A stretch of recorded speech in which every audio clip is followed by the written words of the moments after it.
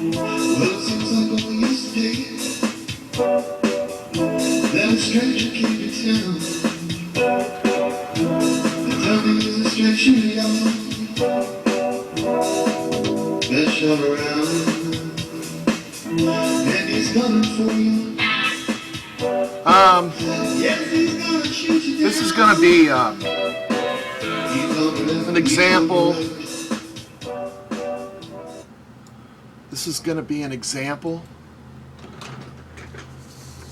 of duality, or more specifically, it's going to be an exercise in deriving a current source. Here is associated voltage source. This right here, this common emitter amplifier.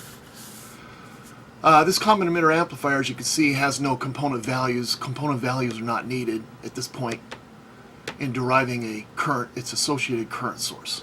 So that's what this little exercise is going to be about. First of all, before I get started, there's some things to know or things to remember. Number one, E, S, subscript S, is a more generic term than VS. If you're asked to draw a voltage source, if somebody says draw me a voltage source, well, you don't know if that's AC or DC. They don't stipulate. So you can use the general expression or the general term E. V is more specific. So in books you're going to see there's sometimes when you see E and sometimes you see V, VS or ES. Well, or V subscript whatever, 1, V2, E1. V is more specific, relates to DC, whereas E is general, it can relates to either DC or AC. So you see that from time to time in various books.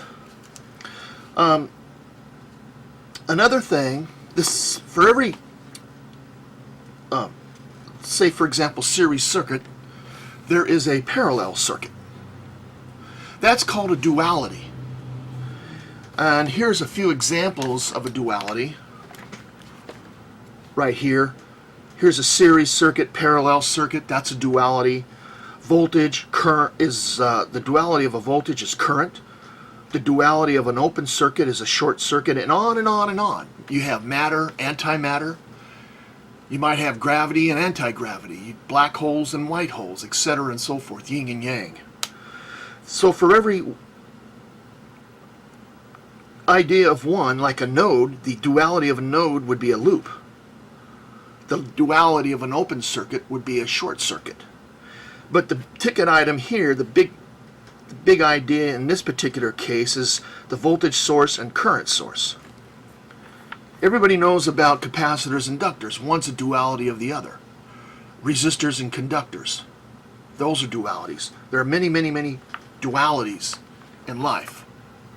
And here are a list of a few. And it's just the same way in terms of voltage source and current source. Here's a voltage source. Now, one thing of interest in this voltage source, this would be, these two nodes, outputs, would be the equivalent of the output of a power supply. This resistor is not part of any circuit external to this power supply. It's part of the internal resistance of the power supply. Okay, so you don't see this resistor, but power supplies like or voltage sources like current sources have an internal amount of resistance or conductance associated with them. And so you have to show that. So in this particular case, the voltage source is 10 volts. It has a internal resistance of 4 ohms. So how do you determine its associated current source?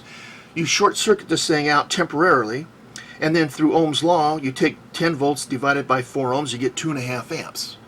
So here is the duality of the voltage source, i.e. the current source. So that's how you derive at 2.5 amps. How do you get 0.25 mhos? Remember, mhos is the inverse of ohms. It's spelled in reverse and is pronounced in reverse. And you use the reverse ohmic symbol. You just simply take 4 ohms and divide it into 1. And that gives you 0.25 mhos. And so mhos, or conduct, and that's conductance. This should be GS. This is a GS, okay? And GS is the duality of RS. Here is RS, the source resistance, and here is GS. Now, as you can see, this resistor is in parallel, which makes sense because it's the duality of a resistor in series. So that's why you would put the conductance in parallel with the current source. The current source is a duality of the voltage source, or a voltage source. This resistor is in series, so thus this resistor is in parallel. So the equivalent current source for this voltage source is this. A current of 2.5 amps at 0.25 mhos. Here is another example where you have 2 amps of current source and 0.143 mhos. Okay, so how do you convert one to the other? Well, you take the current source and divide that into 2 amps, 0.143 mhos, and you get 14 volts. So that's how you get that current source, voltage source. So this would be the equivalent voltage source of this current source. So if you had a current source of 2 amps and a conductance of 0.143 mhos, then the equivalent voltage source would be like a power supply with 14 volts with an internal resistance of 7 ohms. And one last thing before I get going on this, something you have to know. Everybody knows that when you have 2 parallel resistors, or 2 resistors in parallel, and you know what the voltage up here is, it's easy to determine what the current is through each given branch. You just take the voltage and divide it by the resistance, and you get the current through that branch. So, for example, if you want to know the current through R1, you take this voltage divided by R1, you get that current. But what if you don't know the voltage? What if you only know the current flow into this parallel branch? Well, then the formula for that, and there's a reason for doing all this, the formula is you take the currents going into this branch, you multiply it by R2 divided by the total branch, which is R1 plus R2, and that gives you the current in the opposite branch. So R2 divided by R1 plus R2 times the current gives you the current through R1, and vice versa, as I have here. The current through this branch is equal to R1 divided by R1 plus R2 times the current source, and that gives you the current through this branch. Now, why am I saying all that? Well, because when you have a situation like this, here's a current source, and like all power supplies or all current sources, they all have loads. You have to have a load, and you have to be able to account for that load. So in order to account for the load, you have to determine the output voltage or the current or the load resistance, in this case the conductance resistance or inductive or conductive resistance, and the resistance through this branch is equal to the conductant load divided by the total source conductance plus the load conductance multiplied by this source current, and that gives you the load current. And once you know the load current, then you can find a load voltage. And the same is true with a normal voltage source. Here is a load, let's say, that's attached to some power supply. That power supply is going to have some internal resistance. Now, it may be low, it may be high, but whatever it is, here you take the load resistor and divide it by the total resistance, and you multiply it by this voltage, it gives you the voltage load. And one last thing before I get going. AC, when you say AC as opposed to DC, a sawtooth is AC. Okay? It's not just a sine wave.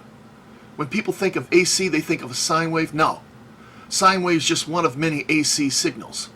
A square wave is AC. It's made up of a lot of small sine waves. So everything is made up of small sine waves. Everything here, a sawtooth, a triangle, a ringing, overshoot, pulse width modulation, on and on and on. There's dozens of examples of what AC is. There's only one example that I know of. It's an example of a DC, and that's just straight on DC. So if something's not a straight DC, then it's all AC. Okay, so all these that you see here, they're all examples of AC signals. That's another important aspect. And so remembering dualities, remembering the voltage divider formula, and the fact that all these are AC signals is all important in determining. The ultimate question here is, in this particular example, is how to find the equivalent current source of this particular common emitter amplifier, and then draw it. What does the current source look like for this common emitter amplifier, or the duality of this? Now, as you can see, there are no component values. At this point, no component values are needed. The only thing that's important in this circuit that you need to know is the input current is 10 microamps per RMS in this example, and under varying load conditions, what's the output current? Well, in this particular example, when the load is 1K, the output current is going to be 490 microamps, and when it's 5K, it's 455 microamps. So there's two conditions, and you need that delta, or that difference between the two. So when you have the difference, what you do, first thing we need to find is the conductance of this circuit. Okay? So if the question is, what is the conductance of this circuit, so that we can eventually draw the duality of this circuit, or its equivalent current source. Right now, this is a voltage source. We want to draw the equivalent of its current source. So you need to find the difference between varying loads. And here is what we're given, or here's what is given. And then you take the individual current, multiply it by its resistor, and in one case you get 0.49 volts, and in another case you get 2.28 volts.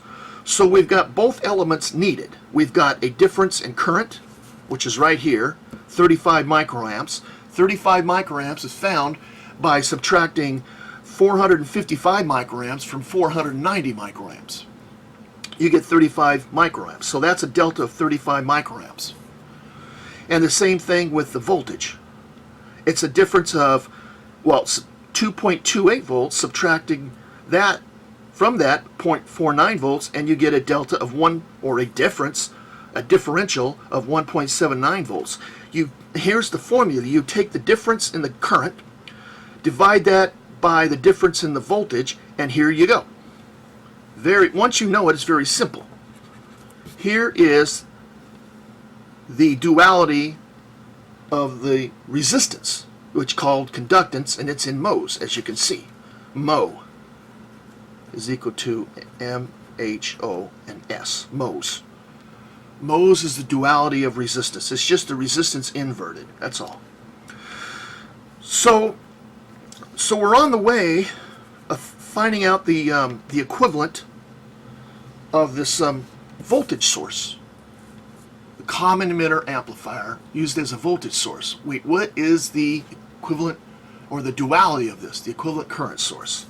Now that we found the conductance, which is right here, 19.6 micromhos, okay, so now what do? You take that micromho and you multiply it by the individual output voltages. In this case, you multiply it by 0.49 volts, right, because that was one of the values, and you get 9.6 microamps. And the second value is you multiply it by 2.28 volts, and you get 44.7 microamps. Now, in each particular case, if you add the current that you found in the first case by the initial 490 microamps, you get 500 microamps. And you get 500 microamps in both cases. So 500 microamps is how is the result of the current, the source current output. Okay, 500 microamps. Now that we found the source current, we draw the equivalent current source. The equivalent current source is right here. Here's the current source. Here's the 500 microamps.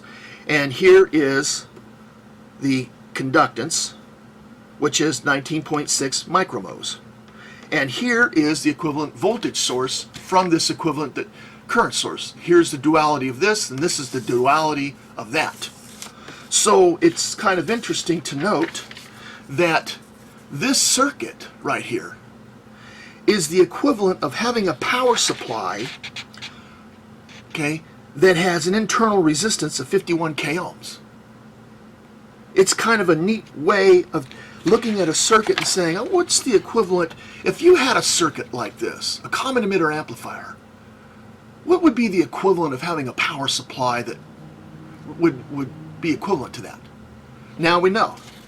The equivalent would be having a source voltage power supply with an internal resistance of 51 k ohms and a source voltage, I should write that down, of 25.5 volts.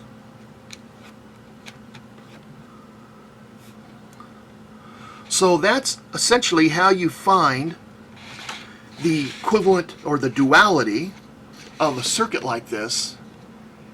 It's duality, current source, in its most simplistic form, and then you can convert that to the duality of a simple voltage source. So here's the voltage source, here's its current source, and here's its duality here.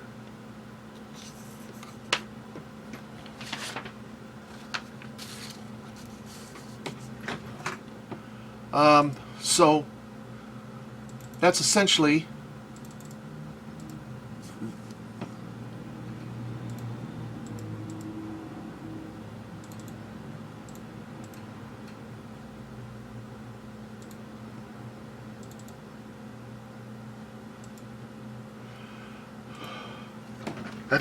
it. So so this was sort of an exercise in dualities.